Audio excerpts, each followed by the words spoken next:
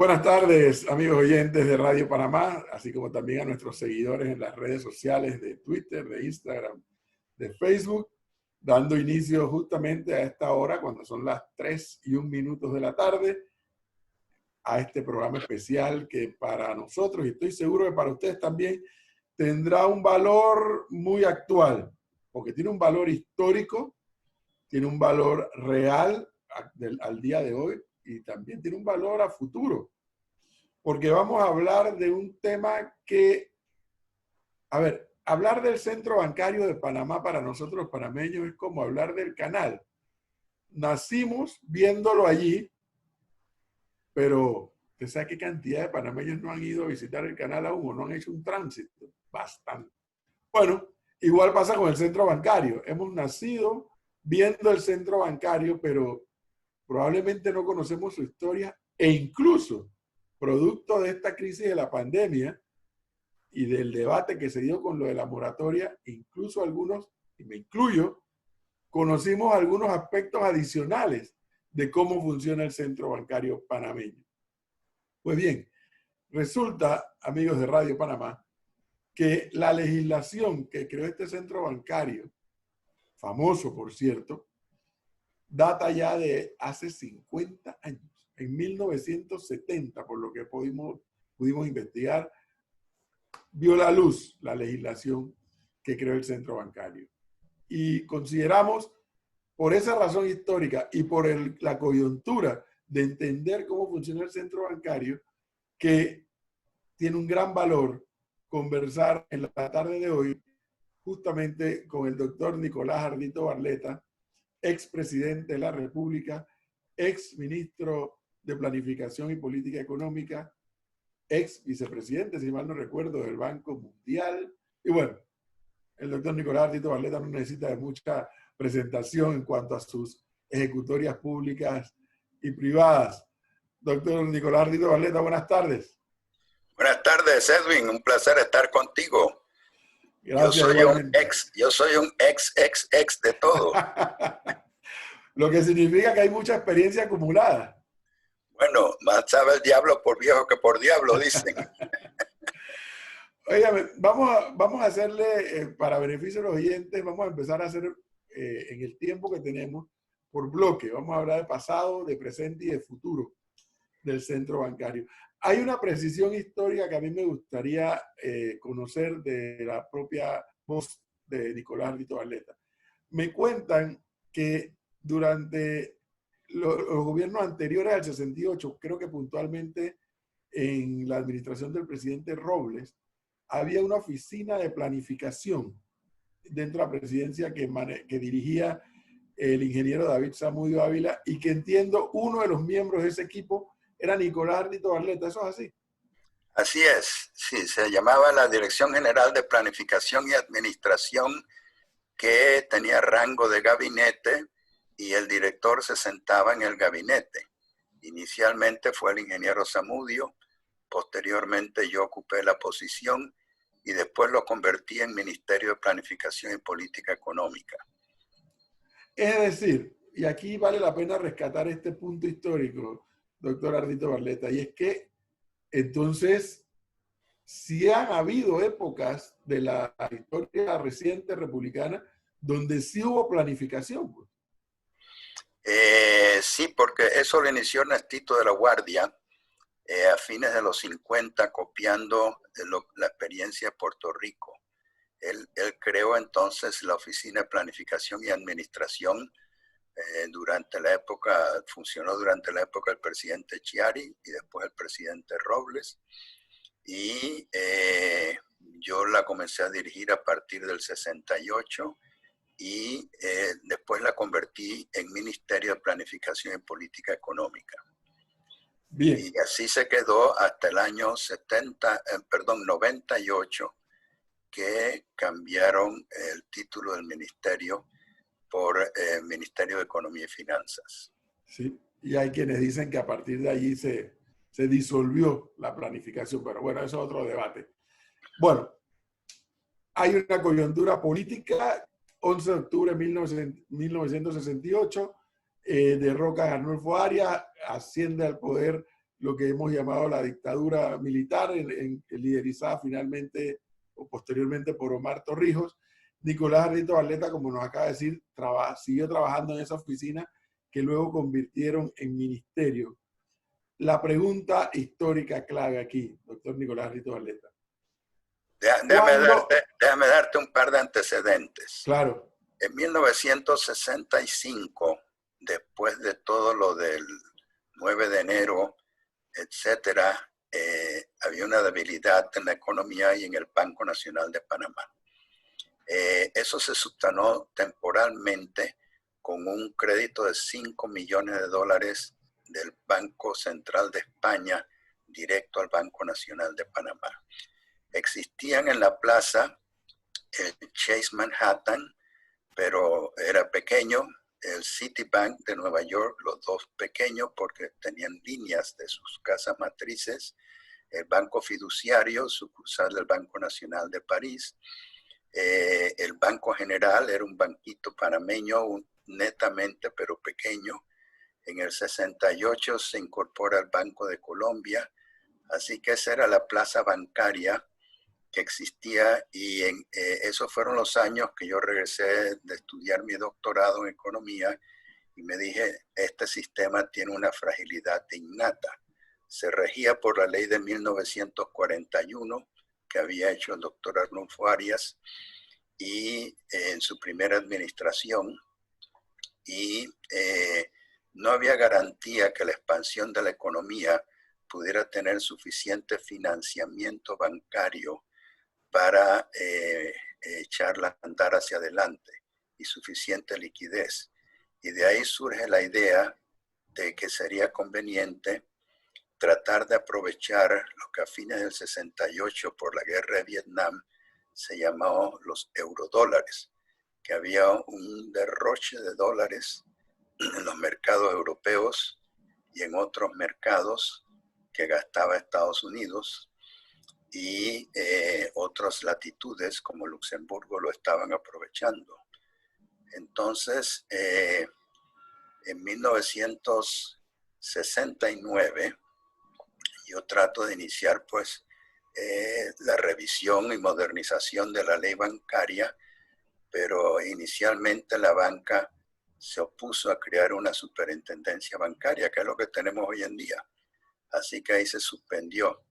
En junio del 69, Lucho Moreno, que dirigía el Chase Manhattan, el ministro de Hacienda, dicho sea paso, era Nonia de la Osa, que era un banquero del Citibank, y él y yo nos manejábamos muy bien, coordinadamente. Entonces Lucho Moreno dice, hay que cambiar la ley de usura del año 35, creada por Armodio Arias, porque ahí pone un límite de 7% a los intereses y ya nosotros nos vemos obligados a cobrar 9%. Entonces, de la OSA me consulta y yo le dije, dile a Lucho Moreno que tiene razón, pero que no lo vamos a hacer si no hacemos una nueva ley bancaria. Y entonces se acordó crear un grupo de trabajo en donde del gobierno participamos, de la OSA y yo, y del sector privado participaba Bob Willis del Citibank, Jean Girard y Müller del Banco Fiduciario,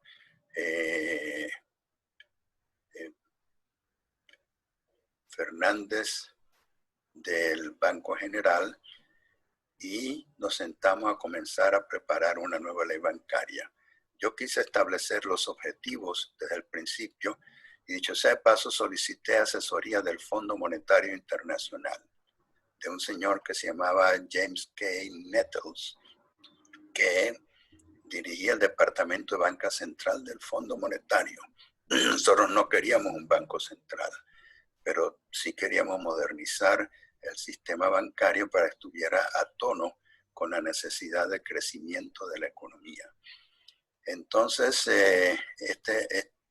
los objetivos eran establecer un sistema que pudiera seguir nutriendo el crecimiento de la economía, y segundo, aprovechar el mercado de eurodólares para crear en Panamá un centro bancario. Y basado en esos dos objetivos se trabajó por 6 meses y se preparó la ley bancaria, que después se convirtió en julio del 70 en el decreto ley 235, que estableció las bases para la creación del centro bancario. Entonces se llevó a gabinete con el Consejo Legislativo. El primer debate lo dirigió de la OSA, porque yo estaba en misión en Washington. El segundo debate lo dirigí yo con Gabriel Castro, que había reemplazado de la OSA como ministro, y se logra la aprobación contra la voluntad del Banco Nacional y de la Caja de Ahorros, que lo que veían era competencia y no entendían que si traíamos muchos bancos a Panamá iba a haber beneficios para toda la banca y para la economía. Así que se aprobó el decreto y entonces comenzó la promoción. Espérese, don Nicky. Espérese un segundo, que aquí está muy interesante este relato histórico. Primera precisión, ¿Bank of America llegó después o llegó antes de la ley? Llegó después. Después de la ley, listo. Sí, los únicos bancos norteamericanos que estaban eran el Chase y el Citi. Y el Chase. Pero vamos a añadirle un poquito de la chismografía que nos gusta a los panameños. Esa conversación que con seguridad tuvo Nicolás Ardito Barleta, entre otros, pero naturalmente la tuvo que haber tenido con el general Torrijos en aquel momento. Digo, cuidado, precisamente los militares... Déjame decirte que Omar Torrijos me apoyó toda la distancia. Eso es lo que quiero saber. Esa conversación entre Nicolás Ardito Barleta y Omar Torrijos en cuanto a explicarle la importancia de la creación de este centro bancario, algo que recuerde esas conversaciones. Sí, como no, él lo captó enseguida y me dijo, tira para adelante que yo te apoyo. Él sabía mis conocimientos de la economía, me respetaba por eso. Él decía que yo era la brújula de la economía nacional. Y te recuerdo que habíamos preparado en planificación la estrategia para el desarrollo nacional 70-80. Y de ahí se establecieron muchas prioridades que desarrollamos en la década del 70. El centro bancario fue una de ellas, la expansión de zona libre, el área metropolitana, rescatarla, los tratados del Canal de Panamá, las hidroeléctricas, en fin, el puerto pesquero de Bacamonte, y así te puedo enumerar muchas cosas en educación, en salud, en vivienda, que era la parte que más le interesaba a Torrijos. Él dejaba la parte económica en manos nuestras. Pero esas eran las directrices, las guías de la estrategia para el desarrollo nacional. ¿Alguna presión de afuera, externa, que se opusiera a esta creación de un centro bancario en Panamá? No, al contrario, fue bien vista y fue bienvenida. Déjame decirte que los bancos que comenzaron a llegar 10 anuales durante la década del 70, habíamos comenzado con 20, de los cuales solo funcionaban 10, llegamos a 125 bancos. ¿Y por qué venían a Panamá? No solo por las ventajas que dábamos en la ley, sino porque los países de Sudamérica estaban cerrados a la intermediación financiera internacional. Entonces ellos venían a Panamá y aprovechaban el mercado de eurodólares desde sus oficinas en Panamá para prestar a Sudamérica a través de sus bancos centrales. Y la razón que venían a Panamá era en parte tributaria, porque los impuestos de las ganancias que obtenían en Panamá los declaraban en un menor porcentaje en su casa matriz en Estados Unidos, en Canadá, en Inglaterra, en Europa, en Suiza. O sea que a ellos les convenía tener sucursales en Panamá para desde aquí canalizar eurodólares, que después se llamaron petrodólares cuando la crisis del petróleo, ¿te acuerdas? Que se cuadruplicó el precio del petróleo a nivel mundial por la OPEP y que derramó una barbaridad de dólares en esta dirección.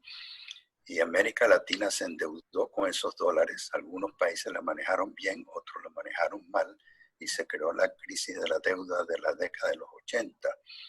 Te estoy dando mucha información muy rápido, ¿no? Pero esa es la idea. A ver, Entonces, si yo le preguntara, doctor Arrito Barleta, ¿cuál fue el enganche más fuerte que tuvo el centro bancario cuando despega en el año 70, a partir del año 70? Nos dice que comenzaron a llegar 10 bancos por año. La ley bancaria que crea la estructura básica para atraer a los bancos a Panamá. Entonces, la promoción de la ley se debe mucho, en parte, a nuestro trabajo. Yo salía muchas veces del país a diferentes reuniones a promover lo que teníamos aquí de ventaja. Los bufetes de abogados ayudaron mucho a traer bancos a Panamá. Área Fábrica y Casa González Ruiz Alemán, todos esos grandes bufetes se aprovecharon para invitar a muchos bancos a venir. Las firmas de auditoría internacional también invitaban a bancos. Así que una vez que se regó la idea de la estructura que Panamá tenía y las ventajas que proporcionaba para los bancos que desde aquí podían operar en el sur, en el Caribe y en otras latitudes, comenzaron a llegar 10 bancos al año. Yo presidía la Comisión Bancaria Nacional, que estaba compuesta de 7 personas. 4 éramos funcionarios públicos porque el control tenía que estar en el sector público, y 3 eran privados, eran banqueros que nombraba la asociación bancaria. Y en esa comisión dirigíamos el programa. Tuvimos una secretaría que dirigía el doctor Dudley, que hizo una excelente labor, y ellos reportaban directamente a mi oficina porque eran una entidad semiautónoma, adscrita al Ministerio de Planificación, y nos reuníamos mensualmente. Entonces, no es que aceptábamos a cualquier banco que viniera a Panamá. Teníamos ciertas condiciones, por ejemplo, que el banco tenía que ser un banco grande en su país de origen, que el banco tenía que tener negocios internacionales reconocidos, y que en Panamá tenían que poner una oficina de primer piso con empleados visibles, no como los P.O. Box Banks que existían en varias islas del Caribe, que los bancos eran fantasmas, nada más había un apartado postal. No, aquí exigíamos la presencia del banco. Y los bancos pues lo aceptaron así, y de repente, durante todos esos años en promedio, llegaban 10 bancos al año, y fuimos creciendo el centro bancario hasta llegar a 125 bancos. Y ellos terminaron organizando a partir del año 76 una conferencia latinoamericana, mejor dicho, hemisférica, sobre banca. Y se invitaba a gente de alto nivel, inclusive de los Estados Unidos, de la Reserva Federal y de otros países, a esa conferencia que era muy bien atendida por gente de afuera y por banqueros panameños. Y eso pues fomentaba más el aura del centro bancario panameño. Te digo que para el año 80 ya el sistema tenía 125 bancos y 49,000 millones de activos, de dólares de aquella época, que es equivalente como a 100,000 millones de dólares de activos de esta época. Así que ya para fines de la década de los 80 el centro bancario estaba consolidado. Déjame mencionarte otro tema. Una relación simbiótica que ayudó mucho con la zona libre de Colón. ¿Por qué? Porque la ventaja que ofrece la zona libre a sus clientes de Sudamérica es crédito. Crédito para poder importar la mercancía que venía de Asia principalmente. ¿Y quién daba ese crédito? Los bancos establecidos en Panamá. Así que hubo una relación simbiótica que permitió que ambos crecieran.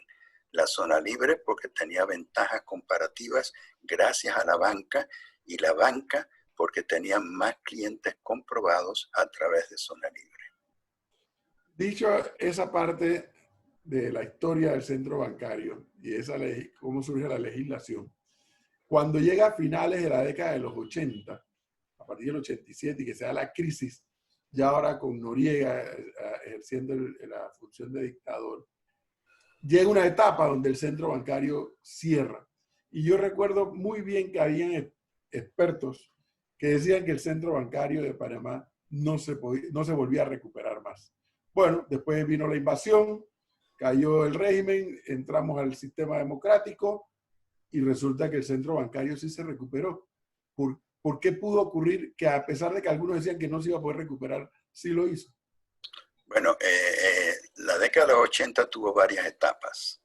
En el año 82, México se declara insolvente y eso crea la crisis de la deuda externa. Y eso lo que hace es que muchos de los bancos que operaban con la América Latina desde Panamá para tener aquí sus ganancias y declarar menos en su país de origen, comenzaron a tener pérdidas. Entonces ellos preferían mudar su oficina de vuelta a su país de origen y declarar sus pérdidas para bajar sus impuestos allá. Por ejemplo, los bancos de Estados Unidos, los bancos de Canadá, el Royal Bank de Panamá, que tenía oficina en Panamá, el Barclays Bank de Inglaterra, los bancos de Suiza, 4 bancos japoneses. Los 4 bancos japoneses cerraron posteriormente por razones internas de Japón, no por problemas de Panamá. Pero te voy resumiendo. En el 82, pues, la crisis crea un flujo hacia afuera de bancos. En el 85, cuando yo soy presidente, por la confianza que generaba el hecho de que yo había contribuido a la creación del centro bancario y que había sido vicepresidente del Banco Mundial, la banca se estabiliza en Panamá. Pero con mi caída de la presidencia abrupta en que los militares asumen pues el poder, en el 88, con la confrontación entre Noriega y el gobierno de Estados Unidos, que el gobierno de Estados Unidos congela depósitos del Banco Nacional de Panamá en Nueva York, eso hace que la banca en Panamá cierre, porque si no, no podía sostener sus operaciones. Entonces, cantidad de clientes de la banca establecida en Panamá, sobre todo los clientes locales y los internacionales, quedaron congelados en el año 88. Y eso fue así hasta después que se acaba la dictadura militar de Noriega y que comienza el gobierno democrático de Guillermo Andara, y Billy Ford, que era vicepresidente y ministro de Hacienda, se encarga. Él había sido banquero. Te recuerdo que Billy Ford trajo el Banco de Colombia a Panamá en el año 68. Entonces él comprendía perfectamente esta situación y él se encarga de que se adopten las medidas para que la banca reabriera sus puertas. Había un gran temor de que iba a haber una corrida bancaria y no pasó nada. La gente tuvo confianza, se reanudó la operación del centro bancario en la década de los 90 y poco a poco fue creciendo a través de la década de los 90, hasta que en el 98 el presidente Pérez Valladares con Guillermo Chapman, que era su ministro, deciden actualizar la ley bancaria 235 del 70 porque se había modernizado mucho la banca mundial y se crea la ley bancaria del año 98 que crea la Superintendencia Bancaria de Panamá que existe hoy y que es la que establece las reglas y supervisa la banca establecida en Panamá desde esa época hasta el presente. Pero nuevamente, a ver si puedo captar. ¿Qué es lo que hace que el centro bancario en aquel momento, aquella coyuntura puntual de congelamiento de fondos de Panamá en los Estados Unidos, de una pugna de frente entre el gobierno, la dictadura de los militares y el gobierno de los Estados Unidos, cierra el centro bancario. Ya nos explicó por qué cerró el centro bancario, pero tan robusto estaba que pudo resistir eso y luego Sí, reiniciar. sí, pero tuvo que cerrarse para que no hubiera una corrida La bancaria. corrida. Y eso hizo que cayera el Producto Interno Bruto de Panamá 20%. Imagínate. La gente andaba en la calle tratando de conseguir dólares porque no había dólares. Empresas que generaban muchos dólares, como por ejemplo Melo y compañía y otras, le vendía dólares a la gente para cubrir sus necesidades comerciales. O sea, la liquidez de la economía se vino al piso con el cierre de los bancos. Y eso hace que caiga el Producto Interno Bruto dramáticamente 20% en el año 88-89. Tanto es así que Noriega en un momento dado, en la desesperación, contempló salirse del dólar. Pero alguien lo aconsejó bien y le dijo, mira, el panameño está acostumbrado a trabajar con el dólar desde la independencia. Y si tú tratas de hacer eso, te van a derrocar más rápido de lo que tú crees. La gente panameña no te va a aceptar eso. Y entonces desistieron de salirse del dólar. Pasó, como ya usted dijo, llegó Endara, llegó el retorno a la democracia, vino Pérez Valladares y actualizaron o modernizaron la legislación, crearon la superintendencia de bancos. ¿Qué pasó después que los panameños comenzamos a enterarnos, tal vez sin conocer tanto detalle, que comienzan a irse, porque como acaba de decir el doctor Nicolás Rito Barleta, aquí llegaron a existir 125 bancos y dentro de esos 125 estaban buena parte de los grandes jugadores mundiales de centros bancarios? ¿Qué pasó que ya a partir del 90 y no sé cuándo comienzan a irse esos grandes jugadores? ¿Qué pasó ahí? Bueno, déjame recordarte, que no lo mencioné antes, que con la ley bancaria del 70 se crearon muchas cosas muy modernas. Se crearon 3 licencias bancarias. La licencia general, que le permite a un banco practicar banca dentro y fuera de Panamá. La licencia internacional, que es solo para bancos que operan desde Panamá, pero fuera de Panamá, no pueden operar dentro de Panamá. Y la licencia de representación, que le permite a bancos tener una oficina de representación en Panamá para hacer contactos, pero sin hacer banca. Y esas 3 licencias se mantienen hasta el día de hoy. Para volver entonces a tu punto, ¿Qué pasó que de pronto los grandes jugadores se comenzaron a ir? Bueno, porque regresaban a su país por una serie de razones. Acuérdate que en la década de los 80 es que comienza el problema del lavado de dinero de drogas.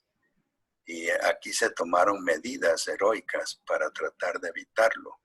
Yo recuerdo, siendo presidente de la República, que en ese momento Mario de Diego dirigía la superintendencia bancaria, que había un banco de Rodríguez, no me acuerdo cómo se llama.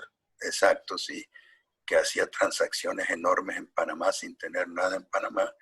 Él vino a consultarme conmigo y yo le dije, ciérralo, quítale la licencia de parte del presidente de la República. Y eso se hizo. La banca adoptó un código de conducta para tratar de evitar que Panamá se usara como centro de lavado de dinero. Y ese código de conducta de los 80 se actualizó y se convirtió en un decreto en los 90, auspiciado por Billy Ford, que conocía el negocio y que era el ministro de Hacienda de Endara y segundo vicepresidente del país. Pero ya habíamos perdido, como te dije antes, muchos bancos porque ellos comenzaron a irse en la década de los 80 porque estaban registrando pérdidas. Entonces ellos preferían volver a su país de origen y declarar allá las pérdidas para bajar su carga tributaria. Así como antes, que tenían ganancias, habían querido estar en Panamá para declarar menos impuestos en su país de origen, cuando comenzaron a tener pérdidas, les convenía regresar a su país y declarar las pérdidas para bajar los impuestos que pagaban allá. Pero no, el centro se estabiliza en la década de los 80 y hoy por hoy tenemos 81 bancos con 125.000 millones de activos que trabajan con las 3 licencias. Hay 46 bancos de licencia general que hacen operaciones dentro y fuera de Panamá, que le ofrecen buenos créditos al mercado local, mantienen buena liquidez. Con la Superintendencia Bancaria de Panamá se comienzan a adoptar reglas internacionales de la banca que surgen de Basilea. En Basilea se reunió una comisión de connotados bancos internacionales para establecer reglas que crearan más seguridad y cubrieran mejor los riesgos de hacer banca. Entonces existen lo que se llaman las reglas de Basilea I, las reglas de Basilea II y las reglas de Basilea III. En Panamá, en lo que va del siglo XX, se adoptaron las reglas de Basilea I por la Superintendencia Bancaria, las reglas de Basilea II. ¿En qué consiste? En establecer reglas, regulaciones para salvaguardar los intereses de los depositantes. Acuérdate que la función principal de la Superintendencia Bancaria no es salvaguardar bancos, es salvaguardar a los depositantes en los bancos y en los que reciben créditos de los bancos. Una cosa que habíamos establecido desde el año 70 es que los accionistas de un banco no podían utilizar el banco para obtener préstamos para sí mismos. Eso estaba prohibido. Esa prohibición se ha mantenido. O sea que los accionistas de un banco, por ejemplo el Banco General o el Banco del Istmo, que son 2 de los grandes bancos en Panamá hoy por hoy, no pueden obtener préstamos del banco y sus juntas directivas tampoco. ¿Por qué voy ahora al 2008? ¿Por qué en la crisis que ocurre en Estados Unidos de 2008, que golpea durísimo las finanzas de ese país, que además es el que imprime el dólar, por qué se habla tanto de que el centro bancario panameño pudo resistir esa crisis del 2008? ¿Qué tenía el centro bancario en ese momento que lo ayudó a resistir? Mira, yo estaba ya en esa época en la junta directiva y los bancos en Panamá estaban temblando que iba a haber una corrida. Yo le dije, aquí no va a pasar nada. ¿Por qué? Primero, porque los bancos ubicados en Panamá están solventes. Segundo, porque tienen sus fondos bien invertidos en bancos claves, principalmente en Europa en ese momento, ante la crisis de Nueva York. Y tercero, porque la tasa de interés en Panamá es equivalente a la tasa LIBOR del mercado internacional del dólar. Así que no hay incentivos monetarios para que cuando hay un diferencial en las tasas de interés de lo que el depositante recibe en el país versus lo que puede recibir fuera del país, eso causa que el dinero se vaya. Pero cuando no hay diferencial en esa tasa de interés, no hay ningún incentivo para que el dinero se vaya. Entonces la banca en Panamá estaba mucho más segura. De todas maneras, nosotros en precaución negociamos con el Fondo Monetario Internacional líneas de contingencia. Olvidé decirte que en la ley bancaria original exigíamos que los bancos tuvieran líneas de contingencia con su casa matriz o contratada con otro préstamo para salvaguardar su liquidez en caso de crisis. Bueno, en el año 2008-2009, para precaución, se contrata con el Fondo Monetario Internacional una línea de liquidez que se maneja a través del Banco Nacional de Panamá para estar allí lista a apoyar a cualquier banco que la pudiera necesitar. Nunca se usó, no fue necesario. La gente sintió confianza en sus bancos locales y siguieron operando cautelosamente. Bien, esto fue 2008 y donde felizmente pues el centro bancario se mantuvo. Hoy por hoy, el centro bancario es uno de los pilares de la economía nacional y hay que mantenerlo así. La Superintendencia Bancaria de Panamá es una entidad autónoma que es financiada, esto es interesante que se sepa, por contribuciones que hacen los bancos directamente. O sea, hay una reglamentación aceptada voluntariamente por los bancos que aporta los fondos del presupuesto de la Superintendencia Bancaria de Panamá. O sea que la Superintendencia Bancaria de Panamá no recibe dinero del Tesoro Nacional para su funcionamiento. Y tiene una planta de unos 400 profesionales de carrera estables. Ahí no se juega politiquería, no se permite que se juegue politiquería. En algunos casos recientes que no voy a elaborar, alguna gente creyó que podía influir para que se nombrara o se cambiara funcionarios en la superintendencia y se aclaró que no tenían derecho ni podían hacerlo, porque es una entidad totalmente autónoma y que es financiada por los aportes que hacen los bancos a su presupuesto y no por el Tesoro Nacional. Así que eso le da mucha estabilidad. Y actualmente es uno de los pilares de la economía nacional. Si tú me permites ya hablar en un sentido macro, yo creo que tú y yo lo hemos hecho antes en intervenciones que tú me has pedido.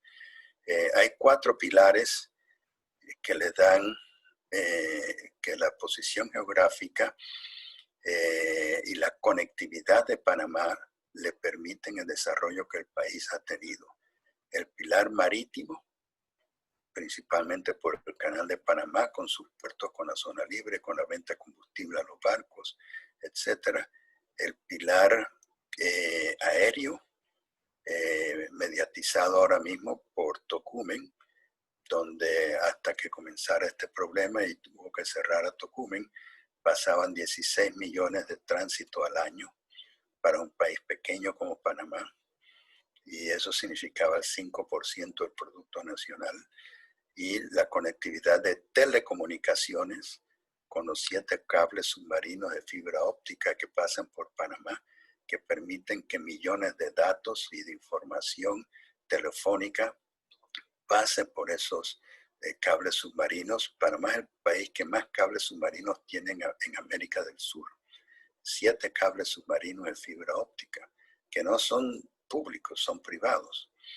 Y 4, la conectividad bancaria y financiera que nos da el centro bancario y que se maneja muy sanamente. Fíjate que con los escándalos de los benditos Panama Papers de una firma de abogados local, que fue injusto que le llamaran Panama Papers, ningún banco en Panamá estaba involucrado. Ellos hacían sus operaciones fuera de Panamá, en el Caribe, en las British Virgin Islands y en otras jurisdicciones, pero no en Panamá. Y todo eso pues le da mucha solvencia y seguridad al centro bancario. Y la institucionalidad del centro bancario hoy por hoy está asegurada con la ley bancaria moderna que respalda a la superintendencia bancaria como la institución autónoma cuya función es regular y supervisar el buen funcionamiento de la banca en competencia, con la asociación bancaria, que es la asociación privada de los banqueros, que preside ahora mismo Aimé, la gerenta del Banco del Istmo, muy competentemente, y que hay mucha coordinación entre la superintendencia bancaria, que es el ente público, y la asociación bancaria, que es el ente privado. Por eso yo anticipo decir que estas regulaciones de leyes recientes no son necesarias. Ya lo que hay que hacer para proteger a los depositantes, para proteger a los que han tenido créditos, Ya se han pospuesto 3 meses, 4 meses y ahora creo que se va a posponer hasta diciembre para que todos los que han sufrido el desempleo por la pandemia y han tenido problemas y aprietos con sus líneas bancarias, las puedan ir renegociando sin tener que pagar multas. Y la banca ha accedido a hacer eso voluntariamente.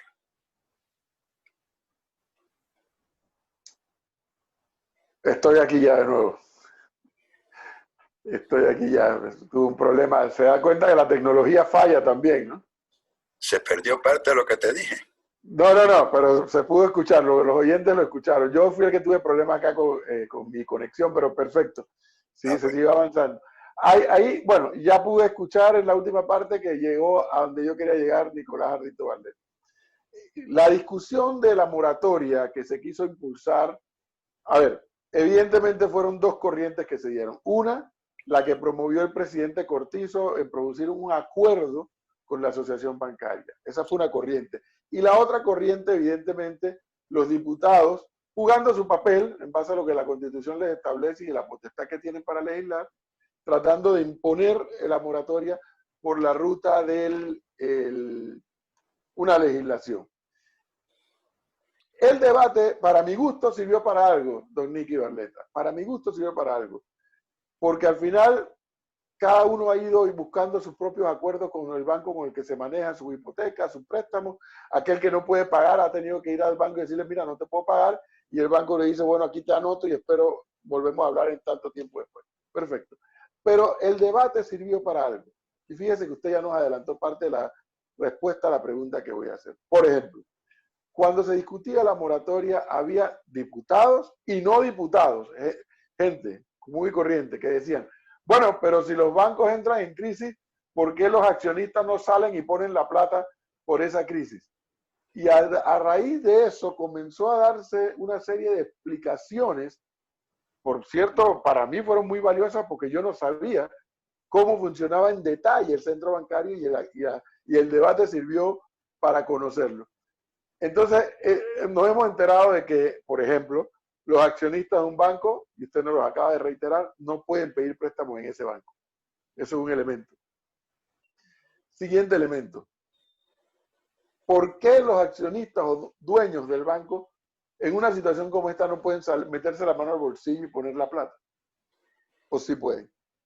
Sí, en caso necesario pueden, pero los bancos están bien, los bancos están solventes. Los bancos han tomado medidas precautorias para mantener su liquidez de acuerdo con la ley, para mantener su capital de acuerdo con la ley y para estar solventes. Así que por ese lado no hay problema. Lo importante es que la banca cuide también el interés de sus depositantes.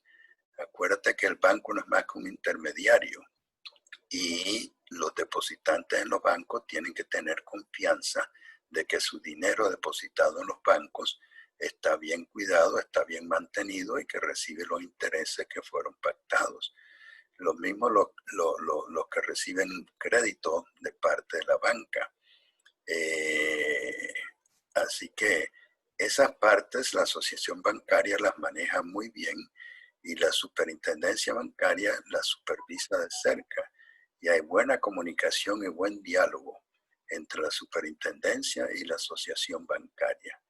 Yo participo en algunas de esas cosas porque yo soy miembro de la Junta Directiva de la Superintendencia Bancaria. Y eso lo maneja, en mi opinión, con extremo buen profesionalismo a Mauri Castillo, que es hoy por hoy el superintendente bancario, y su staff de profesionales también muy competentes.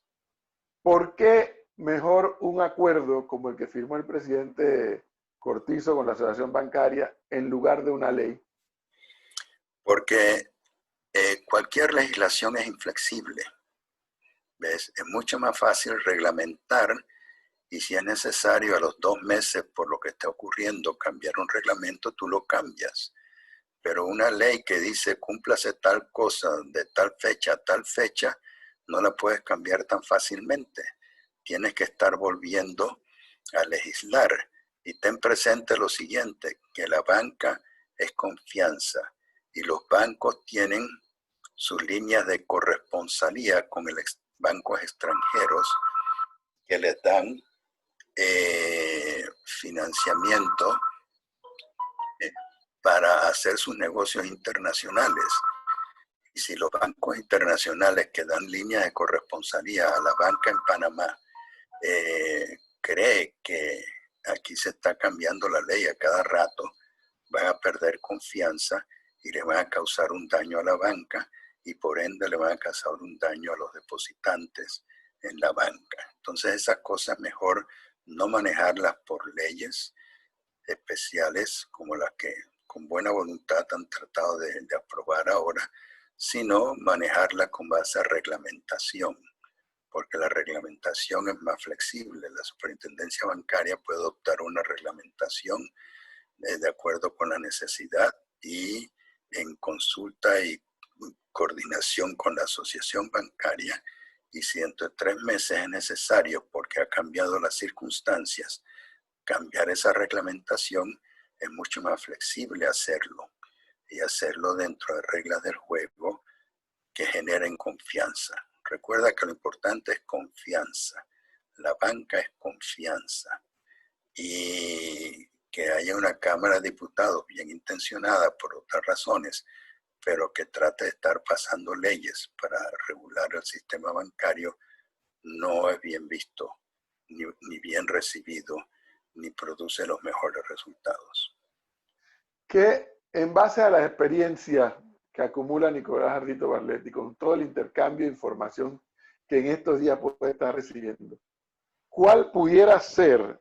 Porque además está la realidad de la pandemia que nadie contaba con eso. Podíamos contar con que este año hay elecciones en los Estados Unidos y de una forma u otra esos movimientos de la economía de los Estados Unidos se proyectan en esta región de la cual nosotros formamos parte, donde además tenemos el dólar. Podíamos proyectar una serie de movimientos de los países petroleros, podíamos proyectar el crecimiento de Panamá con la explotación de la mina y seguir creciendo la operación del canal y todo el centro logístico en torno al canal. Todo eso se podía prever y algunas otras cosas más. Lo que nadie tenía en el radar era la pandemia, es la pandemia. Claro. El centro bancario panameño, o cualquier otro centro, incluso en general, ¿qué le puede pasar cuando termine, el día que termine esta historia de la pandemia? Bueno, mira, en mi opinión, y así lo he recomendado respetuosamente, este es un momento para política fiscal, no tanto para política monetaria que tendría que ver con los bancos. Es más, aquí no podemos tener una política monetaria porque no hay banco central. ¿Qué queremos decir con política fiscal? Aquí hay una serie, porque aquí el problema ahora es resolver el problema del desempleo. El desempleo ha crecido tremendamente, 90,000 personas desempleadas como resultado del cierre de la economía. La economía ha estado cerrada y hay que irla abriendo. No podemos vivir nada más combatiendo la pandemia y que la gente se esté muriendo de hambre porque no tiene trabajo, ni tiene empleo, ni tiene ingresos. Entonces aquí hay que mantener un balance, ¿no? Y aquí hay una serie de proyectos ya contratados que deben, en mi opinión, iniciarse enseguida. Y yo lo he recomendado así. Por ejemplo, el Metro 3. El Metro 3 está 100% financiado por Japón.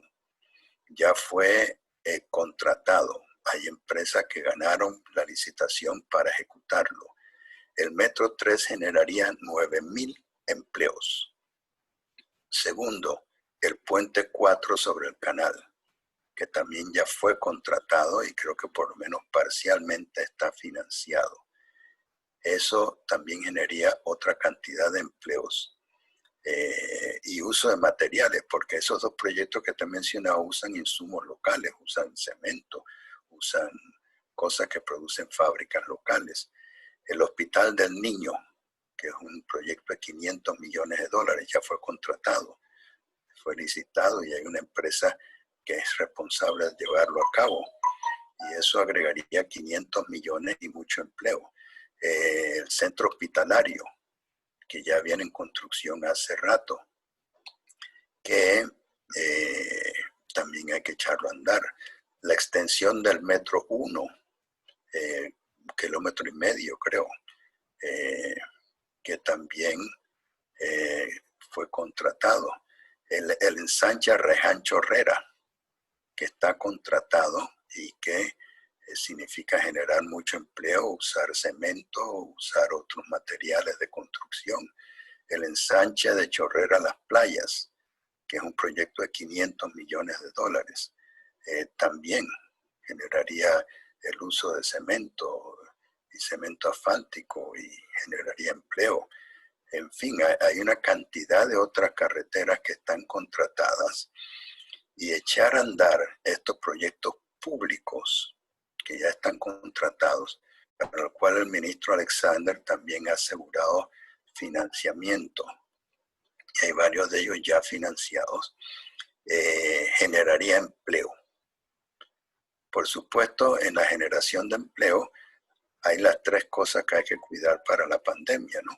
El usar mascarillas, el lavarse las manos, el guardar la distancia con otras personas, pero generar los empleos para que la gente no se muera de hambre.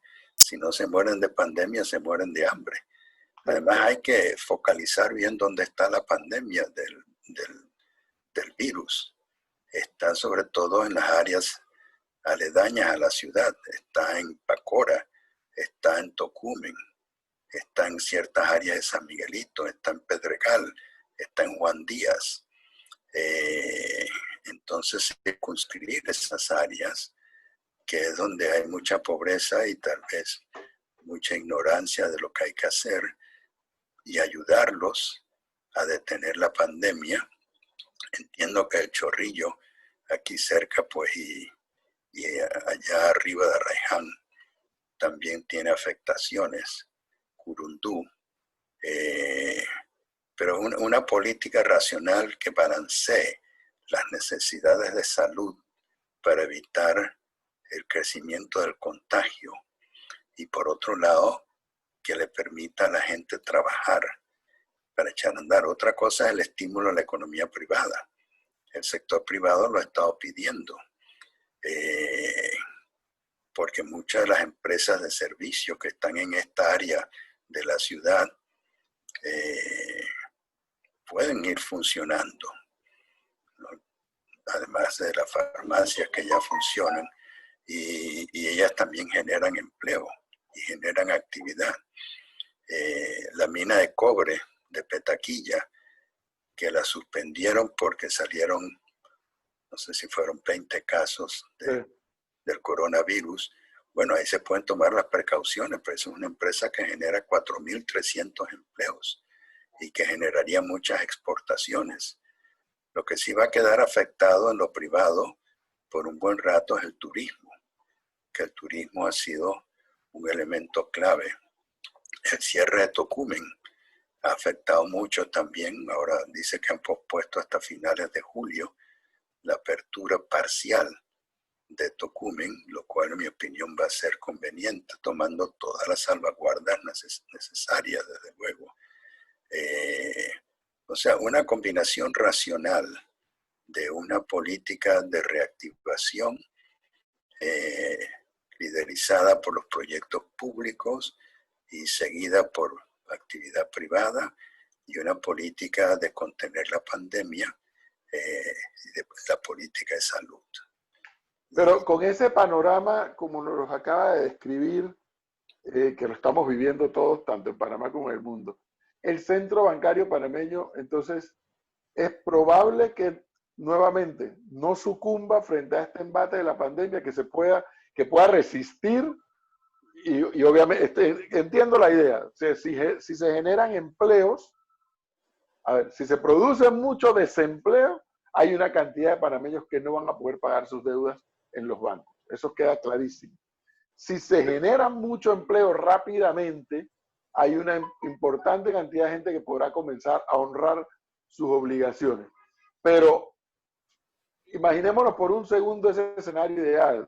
doctor Ardito Barleta, que el gobierno, como dicen los muchachos, se pone las pilas y reacciona y hace lo que tenga que hacer rápidamente con las infraestructuras del Estado y que logra convencer a la empresa privada nacional y extranjera de que invierte y genere nuevos empleos. ¿Eso qué significa? Que el centro bancario se mantendrá robusto, se mantendrá tal cual lo estamos conociendo. El centro bancario se va a mantener robusto porque los bancos toman sus precauciones. Acuérdate que la banca es evaluación de riesgos. Ellos cuidan mucho cliente por cliente la situación y ellos han venido extendiendo para una enorme cantidad de clientes, eso salió publicado en los periódicos, los plazos sin cobrarles recargos, sin cobrarles multas, para que los clientes puedan ajustarse. Desde luego, los bancos viven de cobrar intereses porque con eso pagan a sus depositantes, pagan sus costos y operan. Entonces, en mi opinión, la banca está bien y la banca está sana. Y la superintendencia bancaria, pues, la vigila muy de cerca y la supervisa muy de cerca. Y hay una comunicación continua entre la superintendencia bancaria y la asociación bancaria. Así que a mí la parte de la banca que genera 25,000 empleos no me preocupa. Siempre y cuando, porque los bancos van a ser precavidos.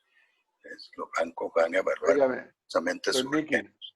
Le dice un oyente acá que usted habla de las grandes empresas, pero que no le escucha hablar de las micro, pequeñas y medianas empresas. Buena pregunta y gracias por ella. Quiero mencionarte que el BID, a través del Ministerio de Economía y Finanzas, ha ofrecido una línea de $300 millones, 150 millones para reactivar las microempresas, que son la gran mayoría de las empresas en Panamá. Y eso es bueno. Y eso debe ejecutarse pronto, extendiéndole líneas de crédito, creo que tiene un límite de hasta $10,000. Y los otros 150 millones son para proyectos agroindustriales. Así que el ministro Alexandre ha tomado medidas precautorias para poder financiar estas cosas. Va a haber un déficit fiscal, pero eso es lo menos importante ahora mismo. Lo más importante ahora mismo es salvaguardar empleos este año al máximo posible, permitir que la economía comience a recuperarse, controlar lo mejor posible la pandemia. Ojalá salga pronto una vacuna, que dicen que está en ciernes. Y el Fondo Monetario Internacional estima que este año la economía panameña va a decrecer 2%. Igualmente el Banco Mundial. Y eso va a ser inevitable. Pero que pueda comenzar a haber un repunte el año entrante. Y te repito, lo importante es salvaguardar empleos. Que la gente tenga un trabajo y un salario, por pequeño que sea, y que puedan comer con sus familias, ¿no? Ya en los minutos finales, don Nicky Barleta, esta mañana, cuando yo hablaba a propósito, a raíz del accidente que hubo ayer en el canal, donde un barco le golpeó al puente por donde pasa el ferrocarril, primero conversé con dos panameños conocedores de lo que se denomina el hub logístico de Panamá. Y luego pude conversar con el gerente o presidente de la empresa del ferrocarril, que ya nos dio mayores detalles. Pero cuando yo hablaba con estas tres personas y ellos nos decían, los dos primeros nos decían, bueno, si bien es cierto, se afecta al ferrocarril, hay un problema grave con que el ferrocarril se afecte, pero no es menos cierto que la carga va a poder seguir trasladándose, obviamente menor cantidad de carga y con menos velocidad, toda vez que hay el corredor norte, hay la autopista Panamá-Colón, que es una especie de canal seco. Entonces, cuando yo pensé en eso, me acordé que yo iba a conversar con Nicolás Ardito Barleta que para mí es un hombre afortunado de haber podido ver todo lo que le advirtió a los panameños, porque yo lo recuerdo, yo era un chiquillo, pero lo recuerdo perfectamente bien, cuando nos hablaba a los panameños de un canal seco, de la impresión de Tocumen, de el canal y todo lo que podía generar a su alrededor, y todo eso está ocurriendo. Y la pregunta al final que yo le hago a Nicolás Arnito Barleta, ¿qué más tenemos que hacer los panameños? Entonces, para algo que se nos dijo hace ya varias décadas atrás y que ahora lo estamos viendo, ¿qué más tendríamos que hacer para, uno, preservar eso? Dos, aumentarlo para que justamente se generen más empleos y que eso produzca más paz social, porque al final de eso se trata y esa paz social se traduce también en robustecer el sistema democrático. Así es. Mira, el futuro de Panamá, ya viendo a mediano plazo, y hay que ver a mediano plazo también, no podemos nomás vivir aquí en el corto plazo, es logística. Por nuestra posición geográfica, por la conectividad marítima, aérea, telecomunicaciones, bancaria y financiera y terrestre. Y esa logística hay que seguirla fomentando a mediano plazo. Y para eso hay que preparar a los panameños, porque, por ejemplo, de las oportunidades logísticas se han aprovechado muchos venezolanos, muchos dominicanos, muchos nicaragüenses, y no se han aprovechado más panameños por la falta de educación.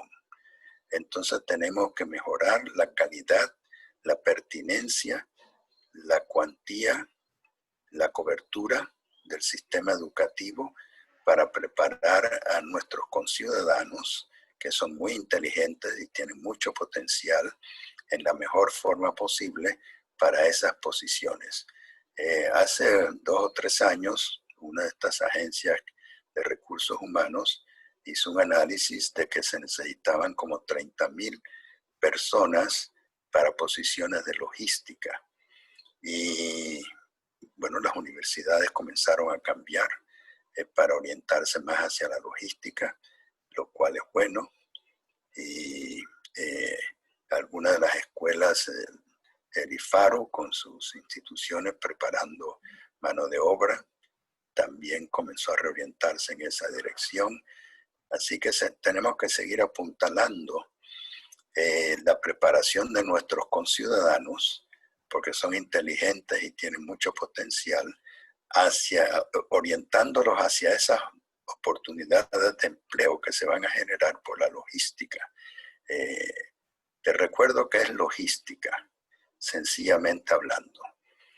Logística es el punto más cercano, menos costoso y más seguro entre el origen de una mercancía y el destino final de esa mercancía. Eso es lo que es logística, por definición profesional.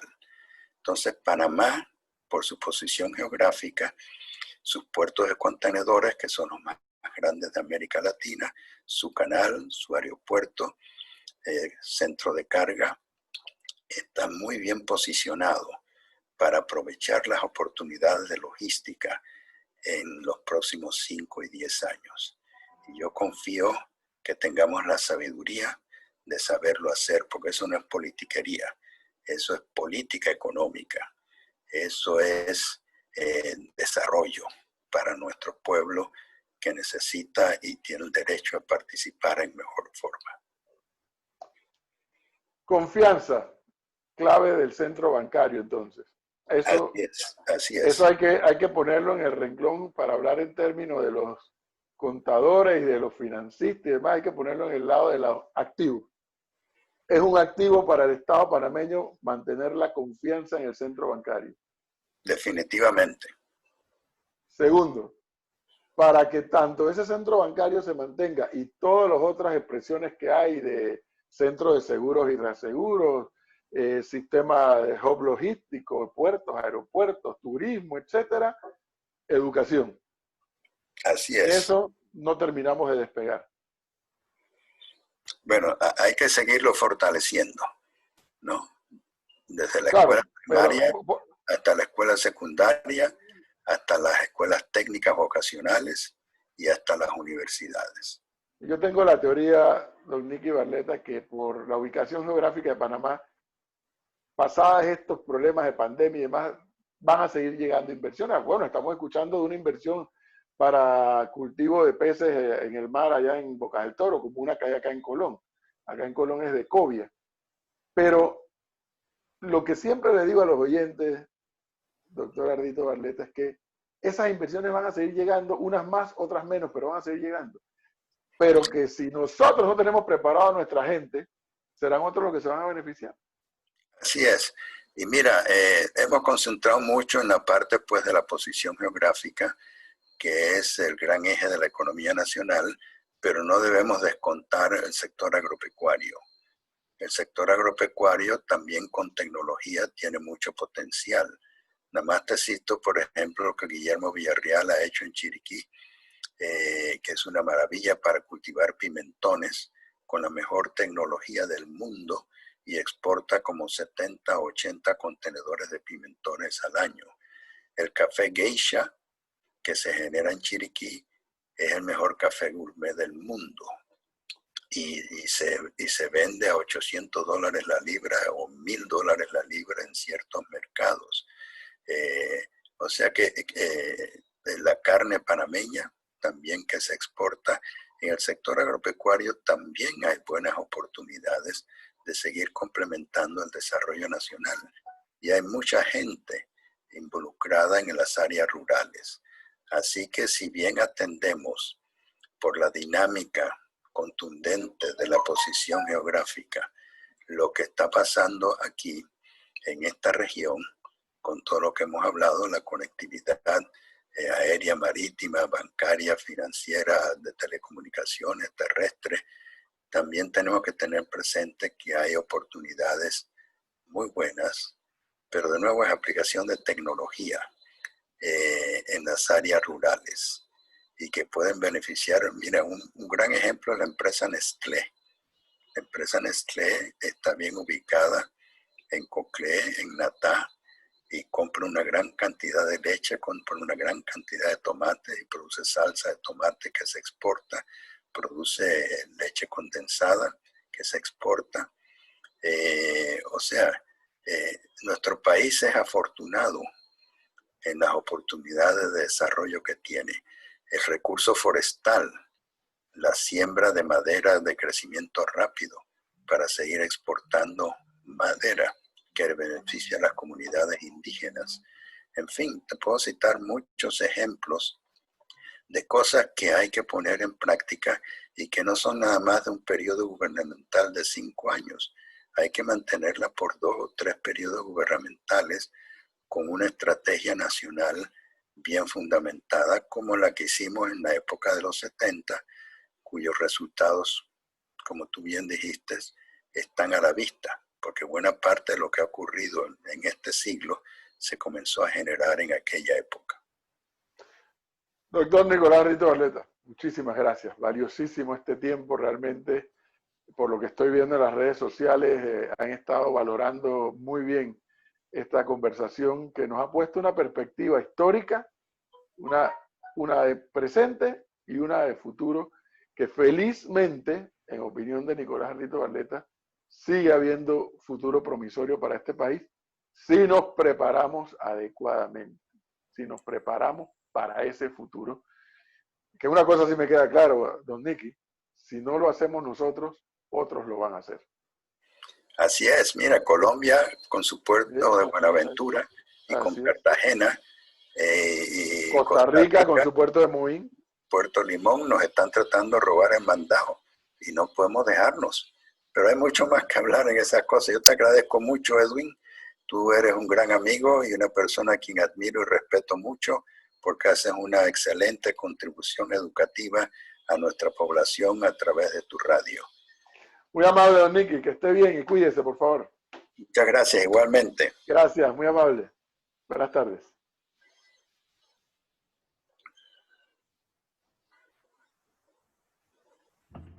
Dentro de la nueva normalidad, Radio Panamá inaugura su sala